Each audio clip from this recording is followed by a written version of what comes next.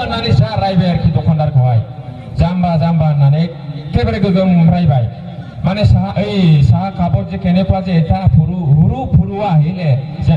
মানুহে মানে বহুত কম উঠিলে আর কি কম উঠি পেলাই দোকানদারক চাহ দোকানদারক ইমান গালি দিলে জাম্বা বরবত চুকু নাই কি চুকু পুরো সোয়া নাই পুরো পিপরা ইমান লেখা নাকি হ্যাঁ এনেকুৱা বহুত গালি দিলে আর কি দোকানদারক চাহ দোকানদারটো বহুত চালাক নহলে তো দোকানদার হৈ পেলাই খাব নোৱাৰে জীৱনত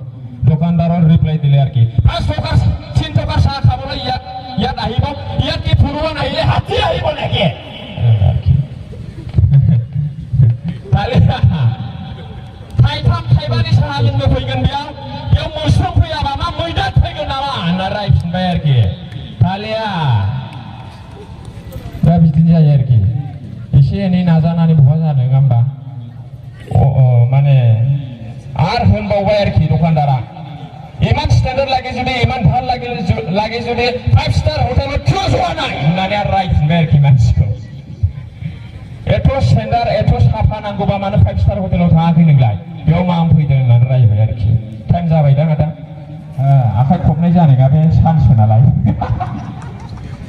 दाना जोंना चाइनानि प्रेसिडेन्ट শি জিনপিংआबो खोनाबाय आरोखि भारत আমার চাইনার প্রেসিডেন্ট শি জিনপিংও ওই মেশিনের বাদে শুনিলে आरोखि তেখেতৰ বাবা চাইনাयावबो रायलायबाय आरोखि एसेम्ब्लियाव रायलायबाय एसेम्ब्लित आलोचना करिले आरोखि चाइनायाव जाथारबाय आरोखि ना ओमफ्राय जोंनि चाइनायावबो बिराद सिखाव दङ बेखौ लाबोनांगौ बे मेसिनखौ लाबोनांगौ আমার চাইনাতে বহুত সুর আছে ওই সুর थोड़ा मेसिनखौ आनिबो लागे सिङाव मेसिनखौ वान्डारफुल जों मेसिनखौ होननानै गावसिनियाव शि जिनपिंआ माने बे मेसिनखौहाय बिहरबाय आरोखि जापानावहाय बिहरनानै गावसिनि बेजिं सिटियावहाय बे मेसिनखौ दोनबाय चाइनायाव माने 45 मिनिट भितराव 30 जन सुर धरिले आरोखि ओइ सुर धरा मेसिन चाइनायावबो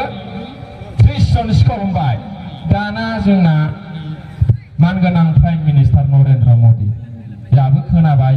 बिराद पपुलार जाबाय नालाय मेसिना दाना न्यू दिल्ली रेल स्टेशनाव लाबोबाय आरोखि बे मेसिनखौ लाना है इस मेसिन को तो लाना है हमारा दिल्ली में बहुत सुर है होननानै नरेन्द्र मदिया माने